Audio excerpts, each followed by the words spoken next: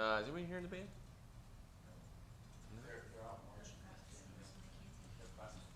Right, because they're going to the game, right? Yeah. Yeah, they don't get much of a break. Let's see. Grant's supposedly on his way. No Micah. Missing Partita. All right, cool. Good, yeah, everybody else. Okay, how we doing? Doesn't sound great. So, Thanksgiving week? Favorite dish? What's your favorite dish? Mashed potatoes. What else? Cheese in them or no? Just straight up mashed potatoes? Yeah. They're called funeral potatoes? Has anybody heard this term before? I've never heard it. I just learned this yesterday. Scallop potatoes are good. I'm a mashed potato guy. But funeral potatoes, like when somebody dies, you bring them cheesy potatoes. Like everybody brings potatoes with cheese in them. I just learned they're called funeral potatoes. Okay. And what else? Favorite dish, Mason? Weird dude. No, that slaps. Weird. What? That's what? That slaps. That's good. Oh, okay, if you say so. Pumpkin pie. Who likes pumpkin pie? Who does not want whipped cream on their pumpkin pie? I'm with you guys. No whipped cream. Okay. But if you do whipped cream, it's gotta be homemade. It's really easy to make. Okay. Good. Okay. Here's you guys. Right?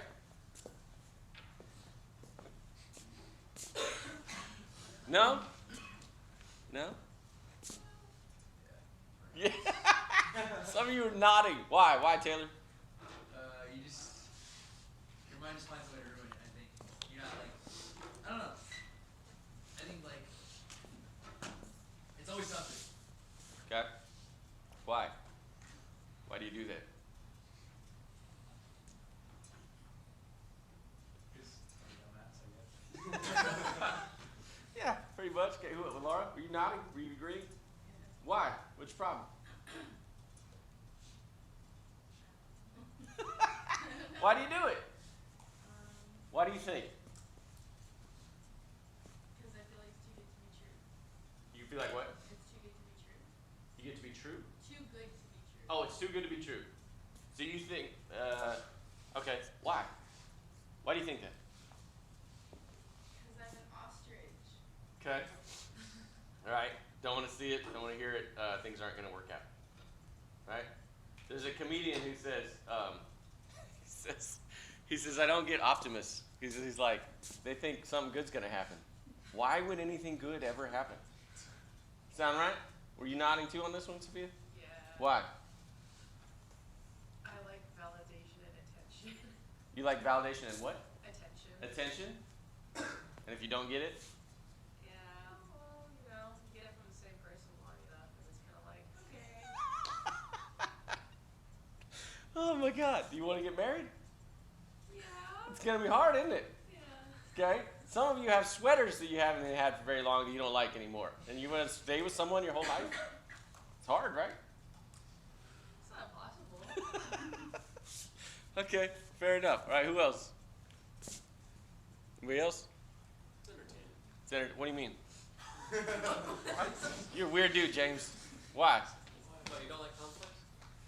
Not really. You should be. Hustling. Okay. What do you mean? What do you got, James? I don't know. I just always find it interesting. Sometimes we just get aroused. So I mean, you intentionally pick fights? See him shrug? Bless you. Who else is like that? Why do you pick on people we're close to? Why do we do that, Wes? Look, it's Thanksgiving. There's a point to this. You're about to go home. You'll be all excited, right? And after a while, you're like, God, I don't want to be here anymore. Okay? What's up, Wes? I mean, I got 2 younger siblings, and I love to just make them miserable. They can't stand you, can they? I love, I do. I truly do. I love my siblings. Of course. They're so easy. Who's the youngest? Who's the youngest sibling in here? Who's the youngest? You got older siblings? Assholes, aren't they? No, you're good? Yours? Just pick on you? Yeah, okay. Yeah, my whole life. My whole life. My older brother. Huh? Yeah, see, that's what the older siblings say. It does, right? Okay? It builds character. It does build character. It does. I can put up with a lot of shit. But here's the funnier part. I'm taller than my older brother now. I'm the tallest one in my family, which isn't saying much, okay? But I remember the day. We used to always play basketball. He's 5.5 years older than me, which is a lot, right? We're never at the same point in life, okay? And we're playing basketball one day, which we weren't very good, but we'd play one-on-one all the time. And I swatted his ass for the first time. I blocked his shot. He did not want to play anymore, okay? Which was amazing, okay? I remember the day, right? Good stuff. Okay, what? What? What'd you say? Short cat victories. Yeah, exactly. Okay. All right. So, how do we deal with this? Why does this matter? Why does this matter? Because it sucks when you don't have any relationships to think about. Yeah. This is all we got. First day of class, I ask you, what do you hope is the most significant accomplishment at the end of your life? Most of you wrote about family. A lot of you wrote about your faith, right? Doing something of meaning. Owning a lot of machine guns, which is weird. Okay. Almost none of you, I don't think anyone wrote to have all the money in the world, you know, to be CEO of the world, anything like that. Most of you want to find meaning in your life, right? Okay. None of you mentioned. A couple of you touched on your career that it's meaningful, but none of you really mentioned your career. Yet here you are, right? So what's the point? What are we going to do about this? Why does it matter? I'm asking. We got a lot of time left. What do you got, Declan? I view like my career as kind of the vehicle to reaching those goals. Okay. With a certain amount of money, I will provide for my family. Okay. Yeah, we need a job, right? We need a career. We need some money. A little bit. Okay. Yeah. And Doing other interesting things like traveling, just enjoying life. Okay. Also, like giving as well. okay. Good. What do you mean by giving? Like giving like to the church and that sort of thing, and being actively involved in it. Good. Good. Okay. What else? Why do relationships matter? That's the people you can fall back on. Say that again. It's the people you can fall back on. People you fall back on? What do you mean? Like, you have your relationships, those are the people that, if something's not going good or you need something in a tight spot, those are the people that you can actually rely on. Yeah. All right. If Wes picks on his brothers to the brothers, Brother, sister. okay. If you pick on them to the point where they can't stand him anymore, can he call them up when he needs them? Yes. Realistically, yeah. Honest, Here's maybe. the thing, Maybe. Like you want an honest answer? I mean, yes, because I'm not saying you're there yet. I'm just saying if you pick on them long enough to the point where they really can't stand you, and I don't think that's the case. no, Can you call them up when you need them most? it's gonna be hard. It's gonna be hard. Right? Okay. So here's the difference between family and friends, right? You get to pick your friends. You only get to pick your family. They didn't pick you. They just lucked out, right? Accidentally. Okay. So what's the difference between friends and family? The difference in relationships. Huh? Family stuck with you. Okay. And friends? They can leave whenever they want. Yeah, they can, right? And some will. You won't believe it. Some will. Okay? It's probably already happened to you guys at some point, whether high school or whatever. Okay. How does this fit into what we talked about this semester? You recognize them from friends, that way you don't ruin relationships in your life. Yeah. So what do you mean? Elaborate on it. So, for instance, I can come off as a bit of a dick, and if I come off as a bit of a dick too much to certain people, they won't want to be around me anymore. Yeah. Even if I do care about them, and it's just a different way of showing it. So, Yeah. And does it even happen in the Army? yes. How's that play out in the Army? Well, for instance, I had a specialist. He moved to a different unit, but for the first few months I was there and would go to drill, he would be the bane of my existence, and he was just on my ass 24/7 while I was there. Mhm. But when we were at AT at Fort Bliss. Before he left, he told me that he was hard on the new privates because he wanted them to do, like, to care and be proficient Mm-hmm. in what we do, so that, you know, there's not a bunch of people who are, you know, getting fat and lazy, Mm-hmm. not good at the job, and bring everyone else down around him. Yeah.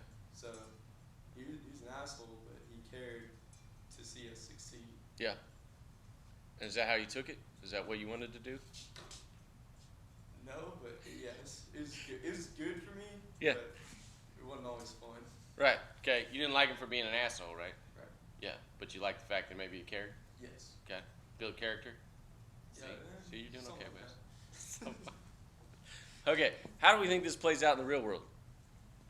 In your careers? Being an asshole. The relationships part, yeah. But you're going to have bosses like that. Right? You're going to have good ones, you're going to have bad ones. What do you got? If you refuse to form relationships, like you lose out on your networking and your opportunities to go elsewhere. Yeah. If you just refuse to talk to anyone, you're gonna stay in the same job and probably hate it. Or it's like, oh, I know this guy, maybe he's got a job for me over here. If he doesn't have a job there, he knows someone who does, and I can go that route. Absolutely. That's my career. Absolutely. Are there some turds in the court? Okay. What do we think about them? You want them out, right? Okay. Sometimes you get it your way, sometimes you don't. Okay. Yeah, it's no different than what Will's talking about in the workforce. Okay. It is no different. Now, why is it so hard to have relationships in your career? Or is it? Because you have to balance, like, for instance, if you're someone's boss, you have to balance being in charge of them while also being like a friend or colleague. Mm-hmm. Yeah. What do you got, Folsom? Because like sometimes you're competing with them, like for a job. Yeah, absolutely. Declan? Well, it takes a long time to build a strong relationship. Yeah, it does. Yeah, it does. It takes constant effort as well. Yeah, absolutely. Okay. There's a lot of, there's less now, but there's a ton of minor league baseball players, right? Ton in Texas, okay? And they get drafted out of high school, don't go to college, right? And what baseball's learned is that if they don't go to college, they have the odds of making it to the majors are greatly reduced. Why? Any guesses? Connection. What do you mean? Like if I don't know exactly, but like if you, I guess if you don't have plan B, then you don't have anybody to fall back on. Yeah. Possibly, I feel like it pushes you more to be motivated to reach your goals. If you Yeah. have connection. Okay, I'll take it. Good. What do you got, Ryan? The difference, I think, between minors and going to play for college is if you go to college, you're playing on a team and you get to develop, since that's clearly the purpose of your conversation, you develop with that team and you learn how to play with them.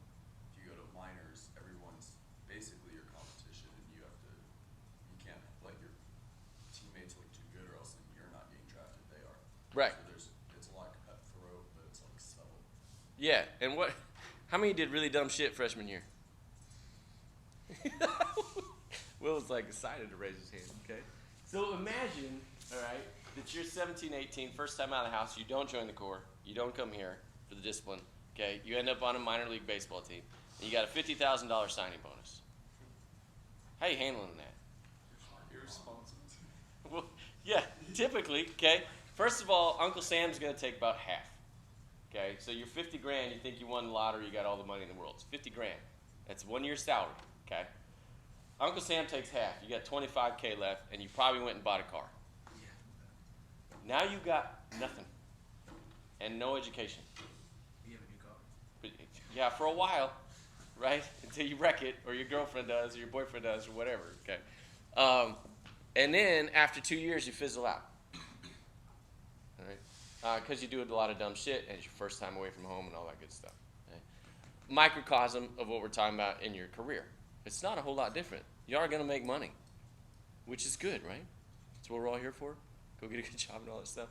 But it's also going to be hard because you're going to have those relationships, and you're competing against them, but you're trying to excel as well. All right. So, how do we manage those relationships? How do you manage them? Knowing the kind of person you are. How do you manage those relationships? You set the boundaries for certain ones. Different Okay, types what do you of mean? Well, like in the workforce, you're not gonna go straight in and have like a really, really close intimate relationship with every single one of your coworkers. You're gonna have like, this is my work environment relationships, this is my kind of family relationship, this is like how the relationship with my boss is. So you establish the boundaries right off the bat to kind Yeah, hopefully. What if you start sleeping with them? well, It happens all the time. So what'd you say? What'd you say? so then you get a promotion. Maybe. I think you're overestimating yourself. Okay. You might get fired. Okay. Yeah, but okay, you're on the right path. I like where you're headed. Is it hard to do that all the time? Sometimes, yeah. Yeah. All right. Sometimes, yeah. No different than discipline with your buddies, right? We talked about dropping the ice cream cone. If you saw a fish do it on the quad, you lose your mind, right? Taylor, put your phone on. Okay. But if your buddy does it, no big deal, right? Will drops the ice cream cone on the quad. You good? Yeah, it's fine. What if you see a fish do it? All right. So knowing who you are, knowing the kind of person you are, how are you going to deal with that at work? Get to know the people you're working with. Yeah, it helps. Build a relationship outside of the work environment, kind of like become friends. That Bless you. way you know how they think and what type of person they are, Bless you. and that can help you better evaluate how to work with them moving forward so that you can build a strong relationship with those young. How do you do that with remote working? How do we deal with it now with all the remote relationships? Send memes to everybody. Send memes. Sometimes, right? Sometimes it's funny until one of them's not, right? And then they're like, "Oh, you got to go." This is not the first time this happened. Okay, there's a lot of companies that went to remote learning when we realized we could. Okay, when it came to firing people, so large company, and it's like, "Oh, we got to cut 3,000 people." Who do you think got cut first? Remote workers. Why? Because there weren't like any personal interactions. What the hell was that? Was that your phone? Have you ever seen The Predator? Mike Tyson. Solid, dated reference, but solid. Okay, yeah. Yeah, we're gonna cut the remote workers first, right? No relationship. So it's gonna be hard now. So how do we build those relationships? Via Zoom, huh? Working remote, it's going to take like a lot of one-on-one conversations. Yeah. A lot of odd Zoom meetings out of the blue about questions. Yep. Texting, calls. Yeah. It probably takes at least triple the amount of time. Yeah, I would agree with that. Okay. What? So back up. When they're interviewing you, right? They're gonna interview all of you. What are they trying to decide? If they want to hire you, But why? Of course, but why? What are they really deciding? if they want to work with you or not. If they like you or not. Okay, that's most of it. How many universities are in this state? A lot. Hundreds. Literally. Hundreds of colleges and universities in Texas alone. How many across the country? Thousands. How many college students are there? It's like 1.5 million, I think, currently, right? At least.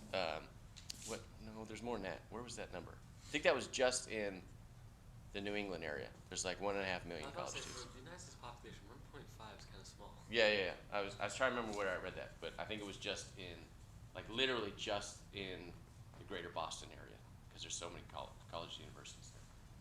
So all y'all are the same, despite your unique majors. There's still a bunch of you, right? There's still other good universities that have visualization, right? There's a couple. An okay one. Okay. But there's still several hundred of you, right? There's literally several hundred of you, which is terrifying. Make me feel bad. Well, I'm just, the point is, yours is relatively unique, right? Smaller. Let's take, where are my engineers? Okay. How many engineers are at A&M? Almost 25,000 engineers. Now different kinds, right? Okay, but we got to cut through the noise to stand out. Okay. So, what do you want to know about getting a job or working with people? Questions? What do you want to know?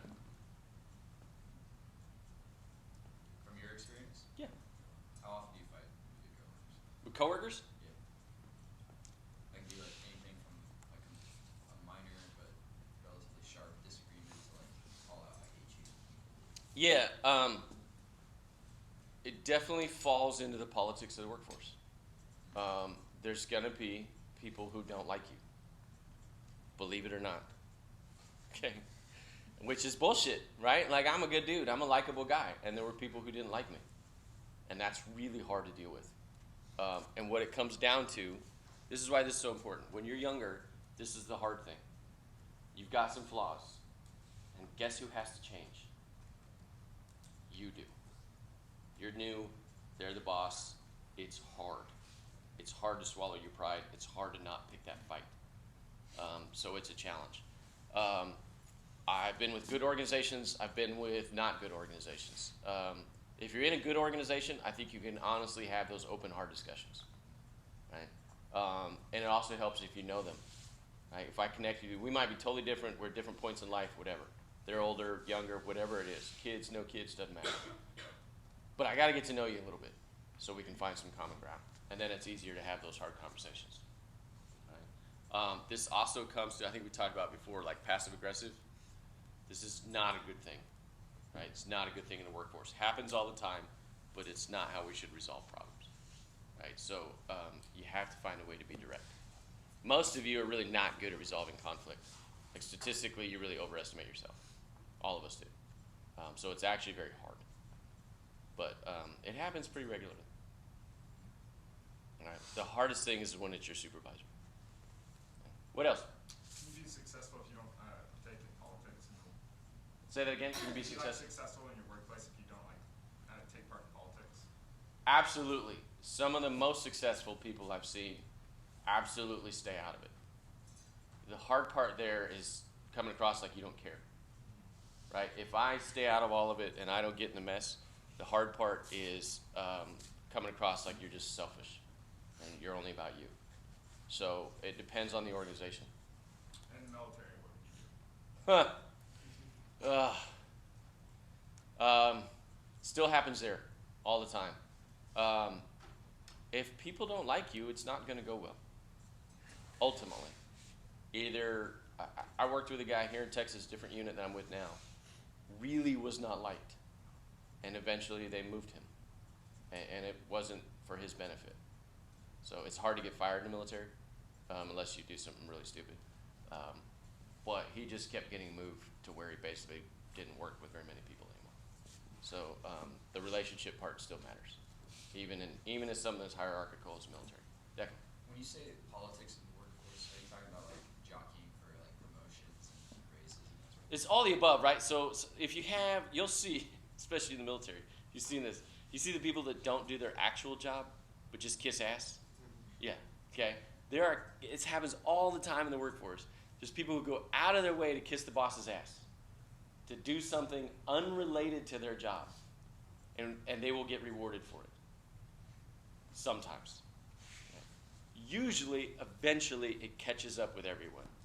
If they're not genuine, if they're actually a piece of shit and they're just a brown noser, usually it catches up with them. Usually the boss even knows, even if they like it. Even if the supervisor likes getting his or her ass kissed, it'll usually catch up with them, right? Because there's no substance there and they're not performing, right? Sometimes it takes a long time. Sometimes people are really good at the survival game, okay? It will drive you insane. What else? How do you deal with calling out like people above you, like your boss, Mm-hmm. in a way that doesn't piss them off? Great That's question. a problem with my senior position quite a bit. Great question. Okay. Obviously, there's multiple ways to go about it. One of the best ways sometimes is to be direct, but you got to pull them aside. Don't do it in front of everybody. Okay? Sometimes they genuinely don't know. Like they're honestly clueless that they treat you like crap or how they're perceived or whatever. So, in my opinion, the best way is to pull them aside and have a one-on-one conversation. If you feel they don't get it, then that's when you have to look at other opportunities, maybe outside the chain of command. But that's why you would have a first sergeant, right? Go talk to the first sergeant, hey, the supervisors above him know how, or her know how they really are. Okay, and you can usually find out from their supervisors if they're aware of it or not. So sometimes you do have to go outside the chain of command, but first go to them, because if you go outside the chain of command, civilian or military, they're probably going to get pissed off if you didn't go to them first, right? This is no different than like what you guys deal with self-reporting or not. Right? There was a cadet a couple years ago I had, great cadet, great kid, got kicked out of the Corps, okay, because he smoked weed over Christmas break. He feels that if he had self-reported, he wouldn't have got kicked out. But because somebody ratted him out anonymously, right, slipped a letter under the CTO's door, okay, he feels he would have had a second chance. So it really upset him with how it went down. Right? So I would say it's very similar. What else? What else y'all want to know?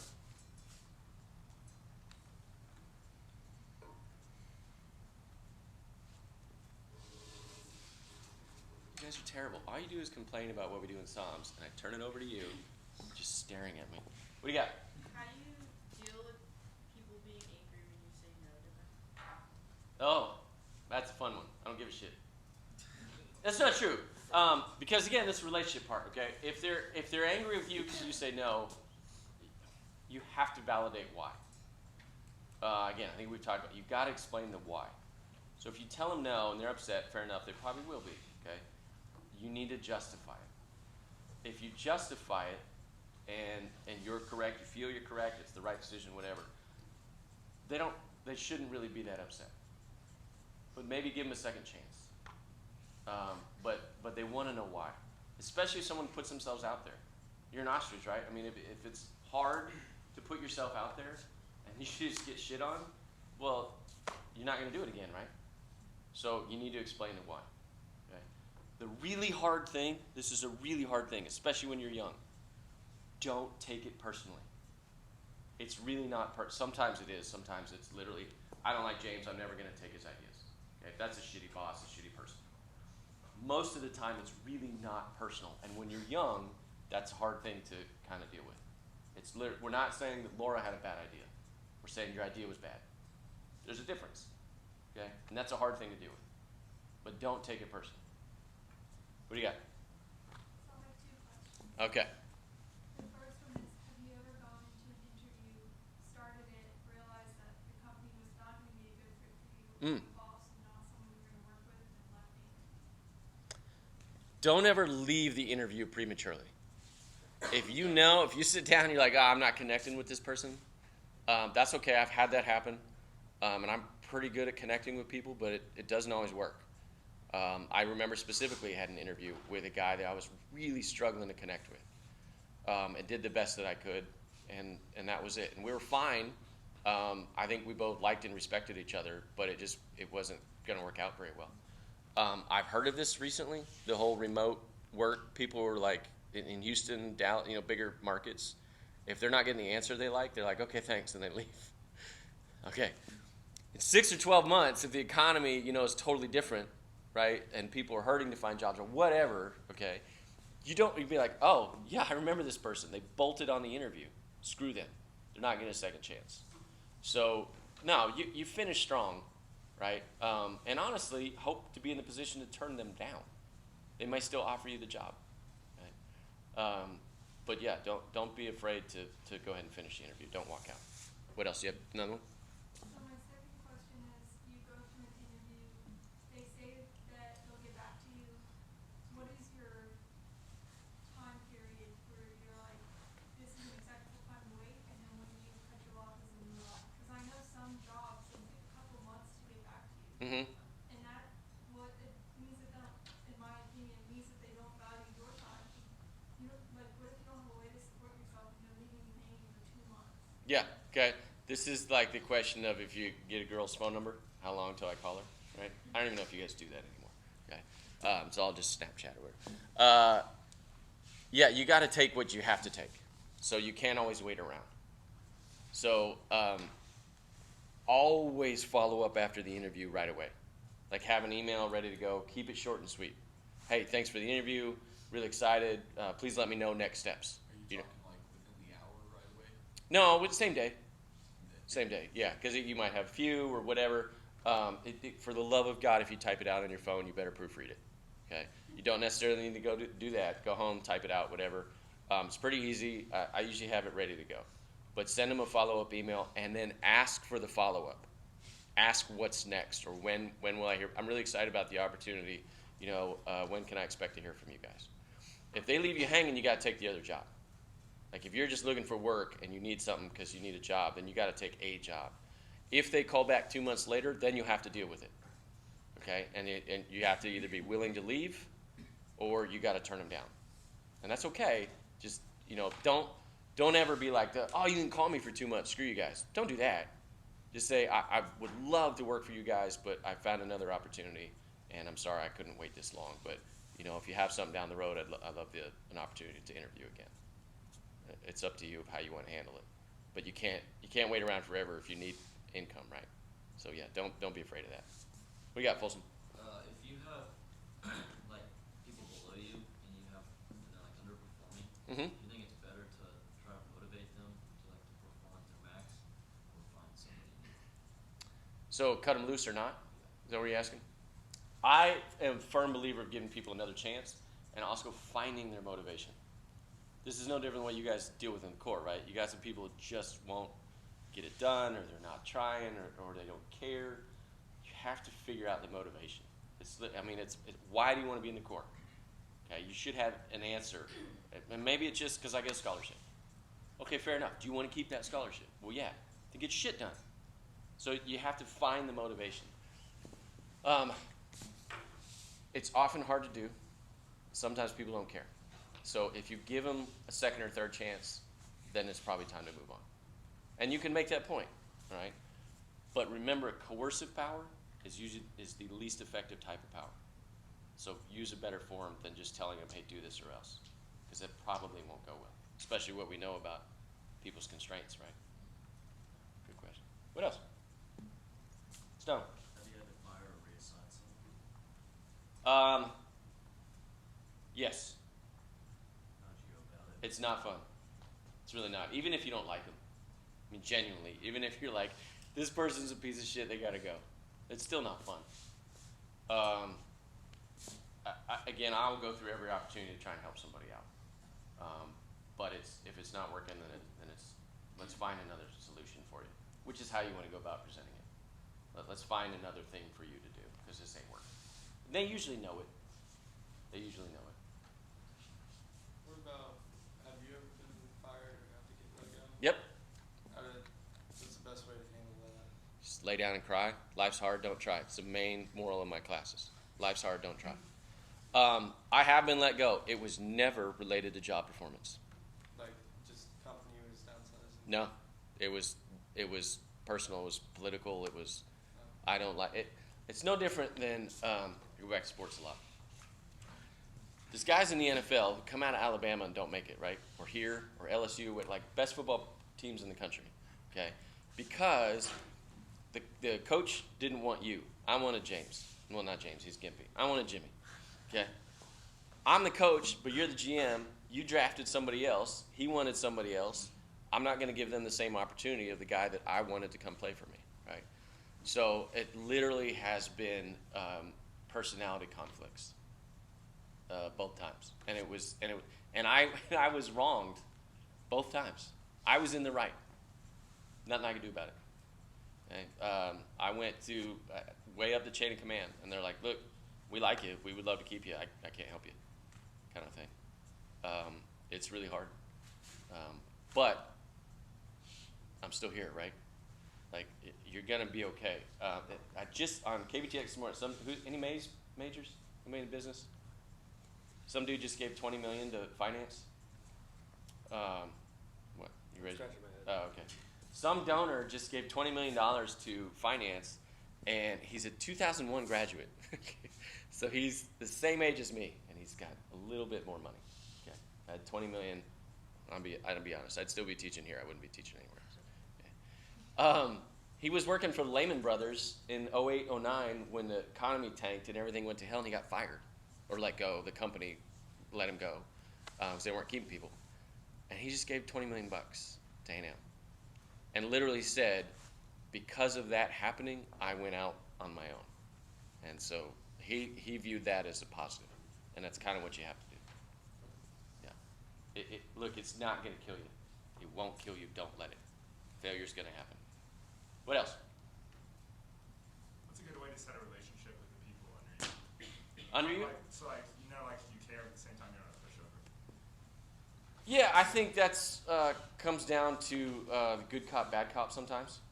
I want to have positive relationships. I want people under me to feel comfortable coming to you. That means they trust you, all that good stuff. But I also am not afraid to lay the hammer down if I need to. And the first round is, if James isn't performing well, we're going to have just a simple heart-to-heart. We're going to go get a beer, and I'm going to say, dude, you're really not pulling your weight. What's going on? And maybe something's actually going on. Or maybe it's just trying to get by because he thinks we're buds. Then we're going to have the next conversation if he's not. Of like, look, dude, you got to get it going or else. So I'm going to take it in steps. But I still want to have that relationship because it matters. What else?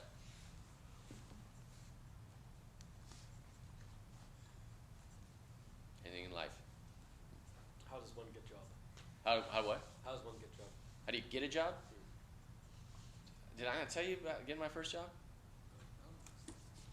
Have any of you seen? It's the original movie Wall Street. Have any of you seen Wall Street? No, a little bit. Oh my God, great movie. Okay, it came out in '82 or whatever.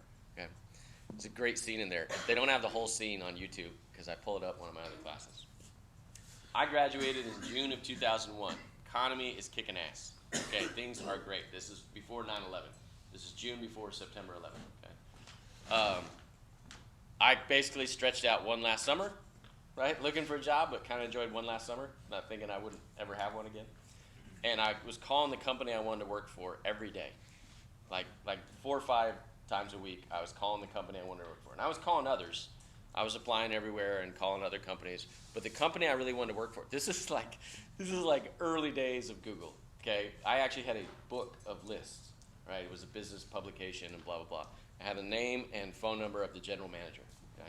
And I'd call every day. And at first, they don't give a shit. Straight to voicemail, right? And I'm calling, and so I get to know the gatekeeper, who's the admin for the general manager, Miss Loretta, right? Hey, Loretta, how you doing? It's Darren Payne calling to talk to you. For weeks, okay? Hey, is Mr. McNamara in? Like, talk to Mr. McNamara. No, not yet, blah, blah, blah. And this took 4 or 5 weeks, and I'm calling 3 to 5 times a week. I never lost my cool. I never was like, hey, screw you guys or else. I was always polite. It was always basically the same message. Darren Payne, recent graduate, love to talk to you about working for your company, blah, blah, blah. Finally, she goes, okay, she goes, Darren, call tomorrow between like 8 and 8:15 in the morning. Now I'm enjoying one last summer, okay, so I set my alarm, okay, clear your throat early. May have been enjoying myself the night before. Okay, so I call, and she's like, oh, yeah, Darren, okay, hold on. So I'm on hold for a few minutes. Guy comes on the phone. He goes, Darren? Yes, sir. He said, be here Monday morning, 8 a.m. Click. Yes! Shit. What am I doing? Is this an interview? I had no idea, okay? I'd literally called him, I think it was literally 6 or 7 weeks, right? He says, be here Monday morning, 8 a.m. I have no idea what I'm getting into, right? I'm like, well, I think it's an interview. Dress up, resume, all that good stuff. Get there early. Okay, I'm all prepared. And I'm waiting in the lobby for quite a while, right? 15, 20 minutes, whatever it is. No big deal. Guy comes down. He goes, hey, sorry I'm late. I lost my best friend to cancer this weekend. Oh, okay. Nice to meet you, sir, right? Like, this is awkward. So it's a radio company that was owned by Paul Allen, who co-founded Microsoft. He owned the Portland Trailblazers, right? So we go up in his office. He's got all his incredible view of the city. He's got all this awesome sports memorabilia, right? And we meet for 30 minutes, and he talks for 29 and a half of those minutes. And all he's doing is telling me how to get a job at his company. And first thing he says, we sit down, he goes, I don't hire anybody, I don't see anybody. You're here because you were persistent. He gives me his 2 sales managers' names. I call them and interview there, and one of them hires me. But it was literally just pounding the door constantly. And being extremely persistent without ever losing my cool, because you can't do that. Okay? Now it's all digital, right? And you have to you got to match keywords and try to get through. But making the personal connection matters the most. If you can actually reach out, right? Stand out. If it's an online application, see if you can find a name. Call the HR manager. Ask him, who's the hiring person? Right? And reach out to that person. What else? Gabriel, anything? Never? Got it? Got it figured out? So is it not a bad thing if you keep calling, they'll say like, something along the lines of, we'll get back to you? Yeah, keep calling. Okay? Because if they haven't, then keep calling. But again, just don't be an asshole. Hey, you said you'd call me. Screw you guys. Don't do that. Yeah. And you'll want to, but just hang up first. Make sure you hang up. Okay? Then you can scream and yell. Okay? But just hang in there. What else?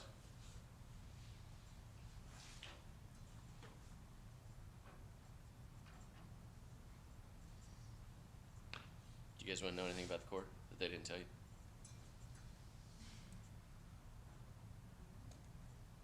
Okay. What else? Doesn't have to be work related. We got a few minutes left. What do you want to know? How do you not bring your stress and anger from work back home? Excellent question, and good one for you and your personality type. No, I'm serious. It's a hard thing. It's a hard thing. Some people actually enjoy a commute, like having a 20, 30, 40-minute commute in the car, music, podcast, whatever, scream and yell at other drivers. Yeah. So some people enjoy that. If you have a short one, then you got to figure out that outlet. My outlet is physical activity. If I don't get a workout in at least somewhat regularly, that's when it kind of builds up for me. So but figure out your outlet. Look, going home and having a drink, sure. Just don't let too many drinks lead to a problem, okay? If you want to blow off some steam. Dudes in particular, I think, we tend to keep shit in. We tend to hold it in. That's probably how you are, right? Yeah, you're just going to keep it in, and then one day you're going to explode, right? And you're not even mad about whatever you got upset about. You just have a lot on your mind or whatever. So be very aware of that, of where you take it out. So for me, getting a workout in is that outlet to just knock it out of me a little bit. So have a stress reliever that's not terribly unhealthy. Again, have a drink. It's great. Just don't let it become unhealthy or a problem. Okay. And then, with partner, spouse, whatever, have some sort of boundary set up. Yeah. Better late than never, bro. Resilience. Yeah, I got about 40 minutes between my next class, so we can hang out. Okay. At first, when my wife was staying home, when we first had a kid, and I'd come home, she wanted to talk to another adult. So it's like, as soon as I walk in the door, it's like, here's your crying kid, and oh my God, I've had a terrible day because I'm with this horrible little person, right? I was like, you got to give me like 5 minutes, and then I'll take over, right? So just at least set some type of parameters for whatever you're going to have with your home life. It's a good thing. And if you're both working, you got to figure that out too, right? So, yeah, have a way to manage it because it is hard. It's really hard. And then, on the other end, I think my wife wants to unload everything, so I have to sit and listen. And she doesn't need me to do anything about it. She just wants me to shut up and listen, which is hard for me. I'm not wired that way. I'm like, well, let's fix the problem. Just shut up and listen. I don't want you to fix the problem. Okay? That's a hard thing. What else? Anything? How do you deal with somebody who's like overthinks everything and is like constantly stressed when you like? So for instance, my girlfriend like really works hard in school. Yeah. And she like has a 4.0. Mm-hmm. The other day she called me crying because she got 76 on the exam. Yeah. That's Some of you are like 76. Yes. That would Right? be- Yeah. yeah. Okay. And for me, I'm the old 2.0 and go seize get degrees. That's right. Anything above that's wasted energy. I just have no idea how to deal with it. You can't believe, here's the point, okay, you can't believe how different, more than likely, your spouse or partner will be. You guys are very different, sounds like, right? Yes. You can't believe how that'll happen. It's the weirdest thing. Sometimes you can find somebody a lot like you, and looks fine and great, but they're going to be incredibly different. You got to find like the middle ground of how to compromise with that. So you got to sit and listen, bro. Like, yeah, you got your own problems, right? And and you're kind of at your point in your life where you're pretty selfish. So even if you got boyfriend, girlfriend, whatever, you got to learn how to adapt to them. And it's hard, and you don't, especially if you don't get it, right? 2 point, 4 point, love it. Okay, meet in the middle. You got 3 point. You're gonna raise good kids. Okay, it's really hard to put yourself in that perspective, but that's what you got to try and do. Okay, so obviously her grades matter. So I'd be like, okay, well, how can I help you? Can I help you study? What do we need to do? Like, you got to find the middle ground. You can't just be like, well, that's dumb. That doesn't go well. You're like, oh, well, maybe you'll get an A minus or a B plus. Bet she'd be really upset, right? Yeah. Okay. There goes the 4.0. Right? You're like, what the hell? I'd kill for an A minus. Okay. Got to find the compromise. Okay. And that's how they feel. You can't change that. That's genuinely how they feel. It's a great question. Huh? What'd you say? Get her ice cream? So, yeah, distractor, right? Okay, it's like fishing lure. Okay, want some food? Let's get some food. Yes. Okay. What else? Couple minutes left. Related to anything? How do you deal with being a Cowboys fan? It's rough. I would quit immediately. Cowboys? No, can't do it. It's so hard every year. Yeah, I don't know. You're on your own there. Loyal, man.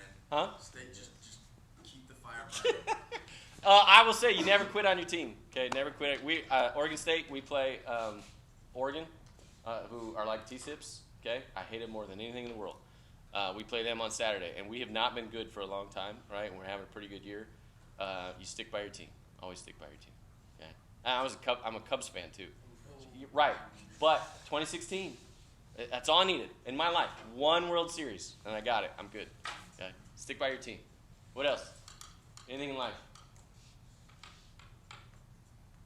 Okay, you can only do this once. You can do it at Thanksgiving, or you can do it at Christmas. Okay? Write a thank you letter to your parents or whoever, someone special to you. It's better than any gift you ever give them. You guys don't have a lot of money, that's fine. Like the thoughts that you would tell them if it was their funeral. Like if you had lost them, and people have that regret all the time, I wish I told them. This is a wonderful Christmas gift, or you can do it at Thanksgiving. It's up to you. But literally write them a letter saying what they mean to you. Okay? It will mean far more than anything you can buy. Literally take the time, sit down, write them a letter, whoever you want, I don't care. But it's one of the better ideas someone's ever told me for a Christmas gift, and it went over really, really well. I did it for my whole family one year, and they loved it. Good? You can do it at Thanksgiving if you want. Bring the house down, maybe, mom or dad will slip you $100 on the way out the door. You can give it a shot. Yeah. But you can do it. I would save it for Christmas. I'm letting you know now. Sound good? Have an awesome holiday. The assignment is